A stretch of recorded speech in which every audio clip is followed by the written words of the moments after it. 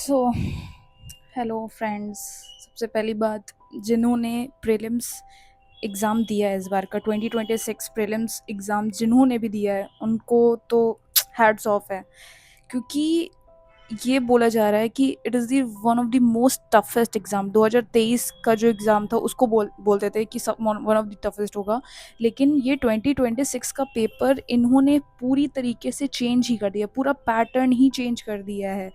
कि मतलब इतना लेंदी, एक तो इतना लेंदी पेपर बना दिया है। मतलब आप देखो, मतलब आप एक क्वेश्चन पढ़ने में ही, रीडिंग करने में ही आपको टाइम इतना ज़्यादा चला जाएगा, और प्लस मतलब आपको हर क्वेश्चंस में ज्योग्राफी भी इंक्लूडेड है, उसमें पॉलिटी भी इंक्लूडेड है, ठीक है, उसमें इकोनॉमी भी इंक्लूडेड है। मतलब इस तरीके के ऐसे ऐसे क्वेश्चन, इतने लेंदी क्वेश्चंस दिए गए ना। और इस बार आप पैटर्न देखोगे कि पॉलिटी में जो मैक्सिमम क्वेश्चन, जो बच्चे पॉलिटी पढ़ के जाते थे कि हाँ पॉलिटी से मैक्सिमम क्वेश्चन उसमें से खींच लेंगे कि हाँ, बट पॉलिटी इन्होंने इतना पैटर्न चेंज कर दिया, पॉलिटी से क्वेश्चंस ही नहीं ढंग के आए, पॉलिटी से क्वेश्चंस उतने बने ही नहीं, और जो बने भी वो एथिक्स ओरिएंटेड थे। मतलब एक क्वेश्चन मैं आपको दिखाती हूँ, और मैक्सिमम क्वेश्चन हिस्ट्री से आया है, ठीक है, और हिस्ट्री में भी उस तरीके के क्वेश्चंस आए हैं जैसे कि आर्ट एंड कल्चर रिलेटेड, ठीक है, और बहुत ही डिटेल में, और कुछ कुछ क्वेश्चन में तो आप उसको सॉल्व कर ही नहीं सकते, वो तो किसी के बस की बात है ही नहीं। जैसे कि आपको मैं एक क्वेश्चन था मिस्टर एक्स करके, एक मैं रीड आउट करती हूँ, जस्ट अ मिनट।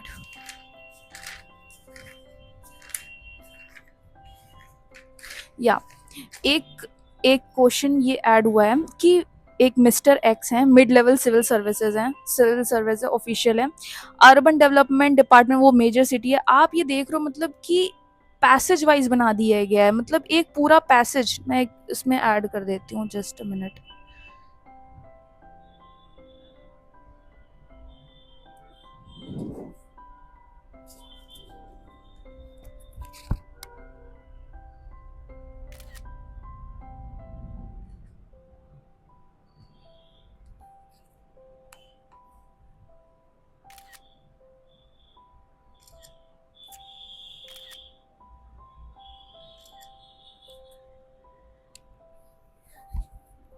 आप ये देखो,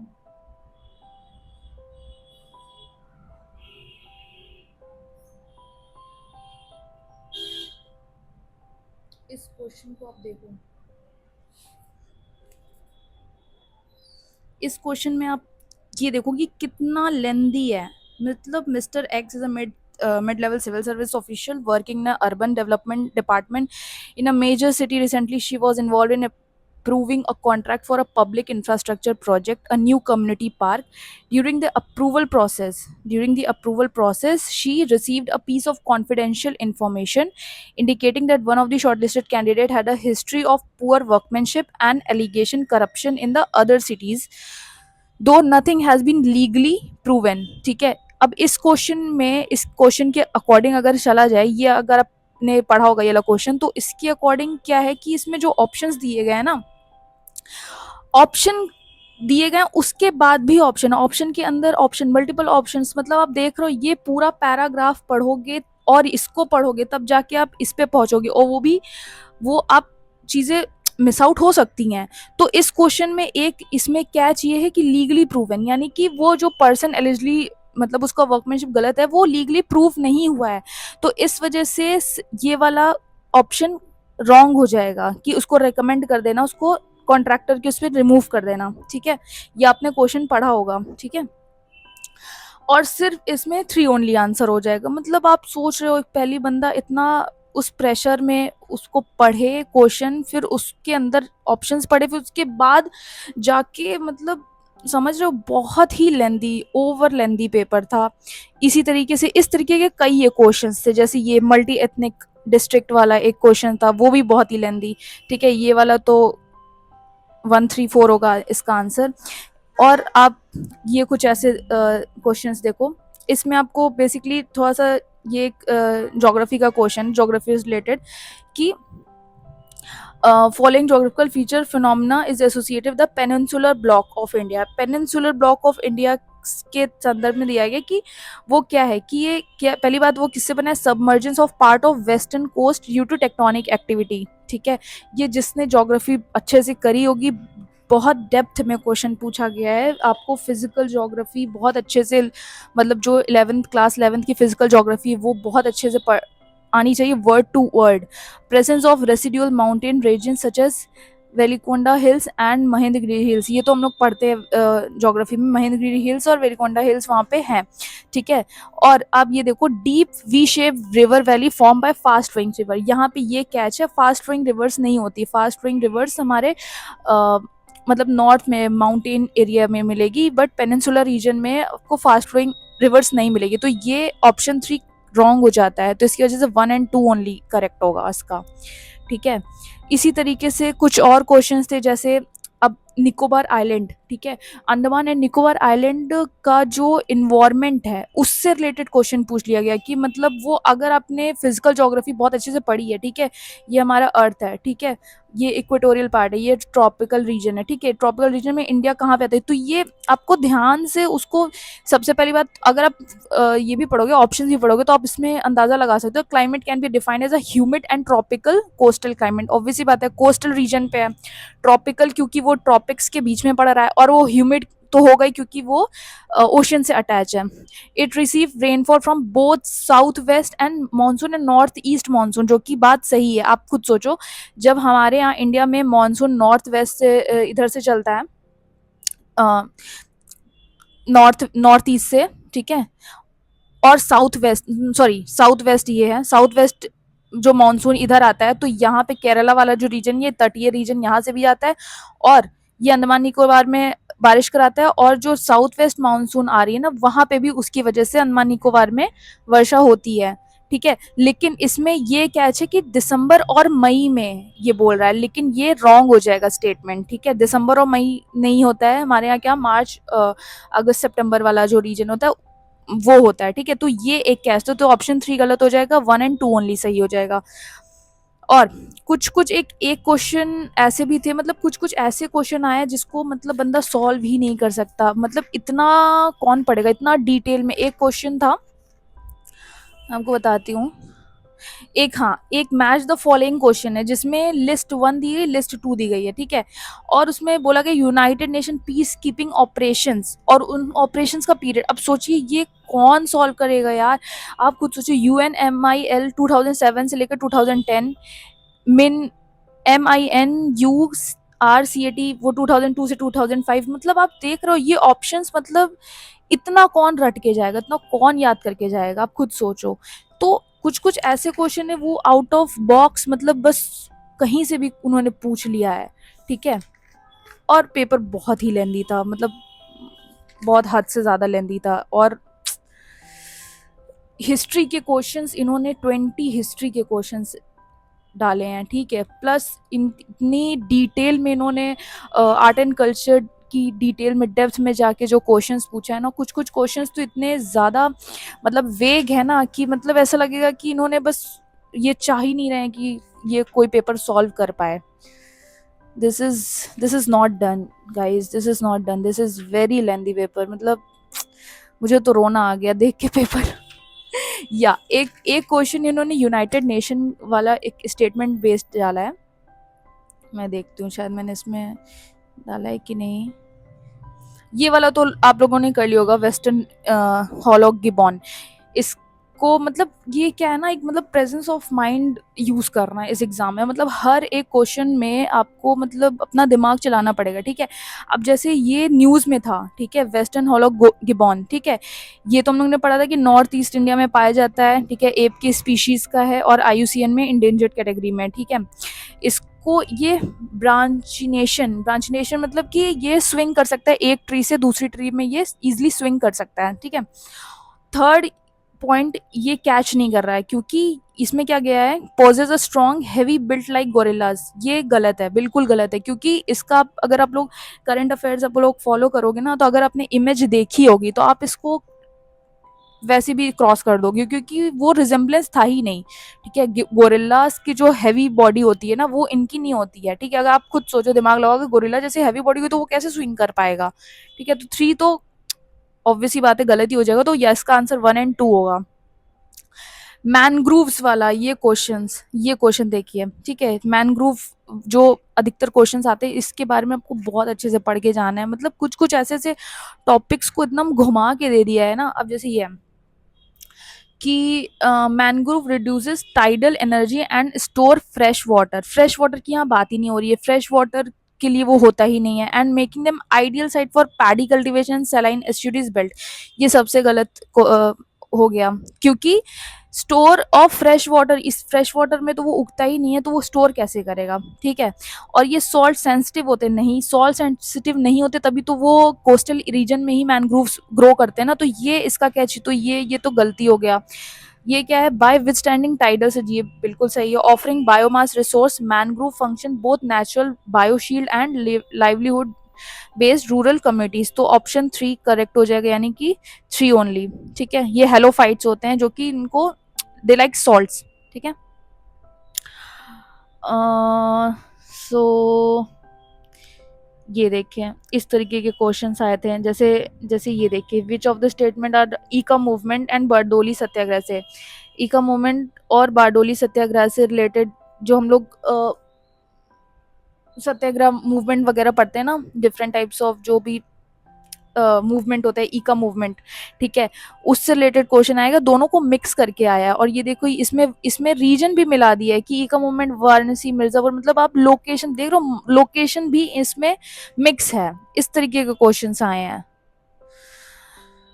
सो या ये बहुत ही लेंदी पेपर था, इससे इसके हम लोग अब बहुत लोग इससे रिलेटेड बहुत सारी चीज़ें देख रहे होंगे, बहुत ज़्यादा परेशान होंगे एस्पिरेंट, बट अब हम लोग को इससे कुछ सीखना चाहिए, इंपॉर्टेंट लर्निंग्स ये लेनी चाहिए कि आप लोग। एक और क्वेश्चन मुझे डिस्कस करना है, एक क्वेश्चन था जिसमें आपको ये बोला गया है कि हमारे कॉन्स्टिट्यूशन, सोचिए आप लोग ने भी वो क्वेश्चन देखा होगा कि हमारे कॉन्स्टिट्यूशन में कौन सी ऐसा आर्टिकल है, ठीक है, जिसको वो किया गया। एक एक ये मैं एक और इमेज इसको ऐड करती हूँ, जस्ट अ मिनट।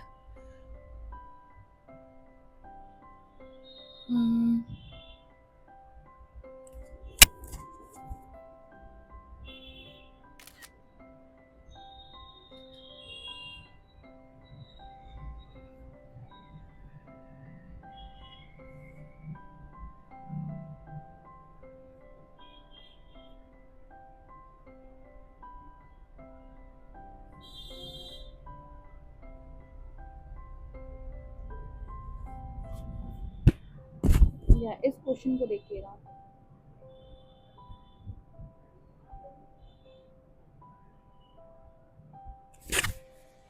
इस क्वेश्चन में क्या है कि if addressing a seminar on a meaning of term law, ठीक है, इसमें आप इसको पढ़िए ध्यान से, ठीक है।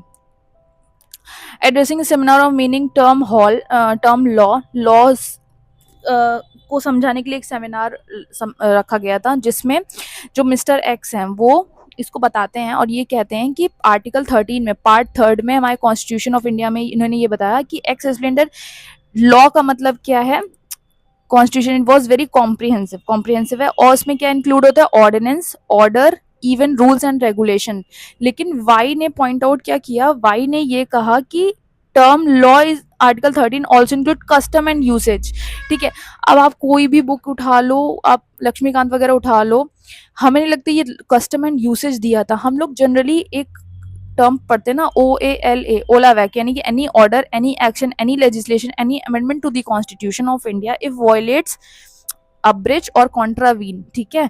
अगर ये वॉयलेट करती है, अब्रिज करती है या कॉन्ट्रावीन करती है हमारे कॉन्स्टिट्यूशन को, तो वो मतलब वो नल एंड वॉइड हो जाएगा, ठीक है। बट बहुत बच्चे, आप इसको जब ये चीज़ पढ़ोगे ना, ये कस्टम एंड यूसेज एक्चुअली में लिखा गया है हमारे बेयर एक्ट में। जब बेयर एक्ट में हमने देखा तो उसमें ये वर्ड इंक्लूडेड है।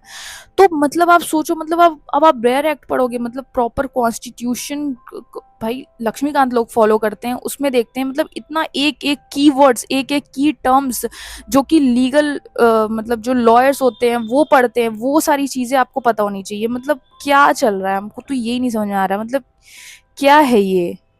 और इसमें भी आपको पहली बात रीड करना है, और इसमें भी ऑप्शंस आप पढ़ो। X is correct interpretation of the law including view of non inclusion of customs, ठीक है।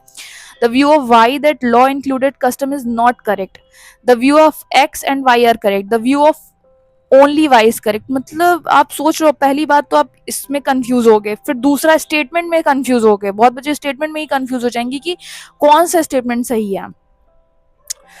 बहुत ही ज़्यादा लेंदी। और ये वाला क्वेश्चन थोड़ी, ये तो भाई क्या क्वेश्चन था ये, मतलब there is no article in the constitution of India that specifies constitution of India the officially called constitution of India. Obvious ही बात है, ये हम लोग ने कोई कॉन्स्टिट्यूशन नहीं पढ़ा था, बट इसका कैच ये सबसे लास्ट आर्टिकल लिखा हुआ है, ठीक है। ये आर्टिकल 395 में है, ये आर्टिकल 394 में है, ठीक है। ये और ये आर्टिकल 393 में है, ठीक है, कि कॉन्स्टिट्यूशन को दिस, और ये तीनों आर्टिकल्स जो है ना वो कॉन्स्टिट्यूशन के सब कॉन्स्टिट्यूशन बनने के सबसे बाद में ये तीन ऐड किए गए थे, ठीक है, बाय बी आर अम्बेडकर, ठीक है। इन्होंने कहा कि कॉन्स्टिट्यूशन में be called as constitution of India, ठीक है।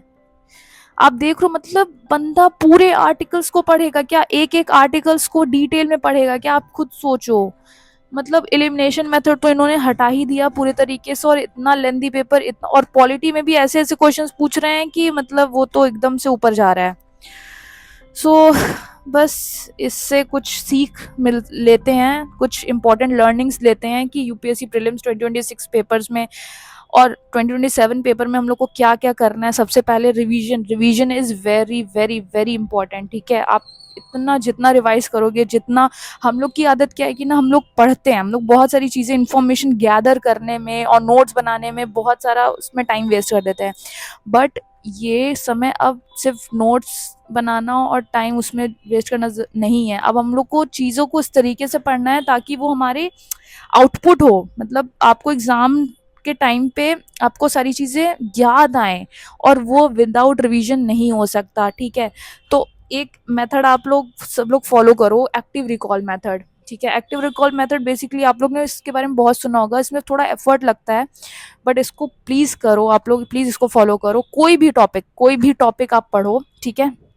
समझ लो आपने विंड रिलेटेड सिस्टम पढ़ा, ठीक है, आज क्लाइमेट का कुछ पढ़ा, ठीक है, तो आप कॉपी बंद करो, एक पेन कॉपी उठाओ और खुद से जॉट डाउन करो, मतलब लिखो कि आपने क्या क्या पढ़ा उस टॉपिक से, फिर आपको समझ में आएगा कि जो हमने रीडिंग किया, जो मैंने नोट्स बनाया है, उसमें कितना डिफरेंस है और जो मैं लिख रही हूँ, ठीक है। आपको तुरंत ही ये पता चलेगा, और जहाँ पे गैप्स है वो उसको फिल आउट करो, कि तुरंत ही उसको फिल आउट करो कि अच्छा मैंने ये पढ़ा था, ये मुझसे मिस आउट हो गया है, तो उसको तुरंत पढ़ के रिवाइज करो। और ये चीज़ आपको सेम रिवीजन में भी करना है, कि अगर कोई भी चीज़ आप रिवाइज कर रहे हो उसको भी आपको इस तरीके से ही याद करना है, ठीक है। एक्टिव रिकॉल मेथड आप यूज़ करो।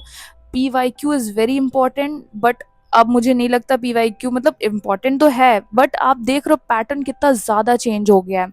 इस बार करंट अफेयर से इतना ज़्यादा क्वेश्चंस बने, करंट अफेयर्स हो गए, साइंस एंड टेक हो गए, और इन्वायरमेंट हो गए, और मतलब इन्होंने क्या किया बेसिकली, जो पॉलिटी और पॉलिटी और इकोनॉमी, उनके जो नंबर ऑफ क्वेश्चंस है उसको कम करके इन्होंने history and art and culture and science and tech and environment in current, ये सारी इनके नंबर ऑफ क्वेश्चन बहुत बढ़ा दिए और बहुत टफ कर दिया पेपर।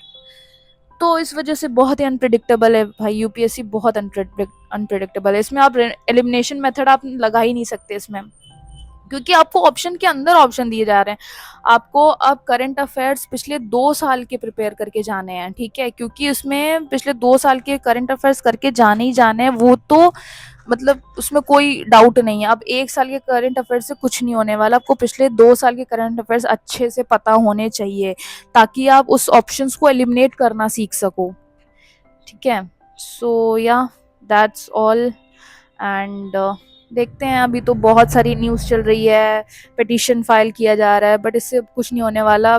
अब जो 2027 में जो एग्ज़ाम देंगे, प्लीज़ आप लोग जुट जाइए, आप लोग पढ़ाई स्टार्ट कर दीजिए, आप लोग बहुत अच्छे से रिवीजन करिए, उसको एनालाइज करिए, खुद से समझिए, टेस्ट लगाइए, सब कुछ जो हो सके सब कुछ करना है, क्योंकि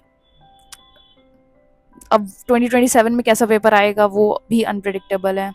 कट ऑफ तो इस बार का कट ऑफ तो कम जाना ही है, इसमें कोई डाउट नहीं है, बट देखते हैं। ठीक है, दैट्स ऑल फॉर टुडे।